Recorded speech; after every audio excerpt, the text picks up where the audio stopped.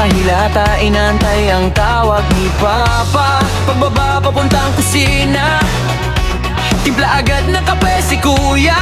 May kasama pang tinapay at pansit, pampahaba ng buhay.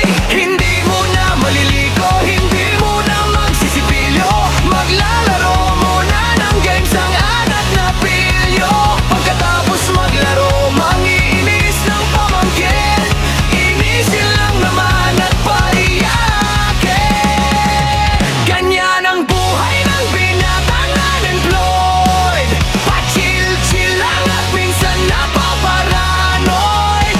Lalo na kung may parcel na parating, tawagin mo si Papa, yung order ko ay darating.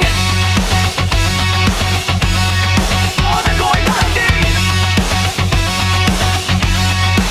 At pagsapit niya tanghalian, ako ay magluluto ng tulingan. Binili ni Papa kahapon, masarap ito pananghalian. At pagtapos na kumain, pusa naman ang dadampotin, kakausapin kahit di naman nagbibigay pansin.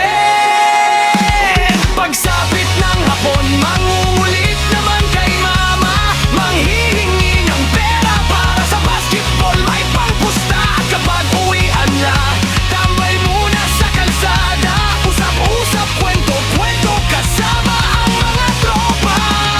Ganyan ang buhay ng binatang unemployed, pa-chill-chill lang at minsan napaparanoid.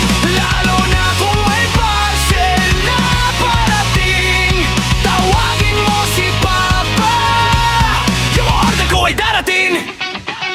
At pagsapit ng gabi kung saan tulog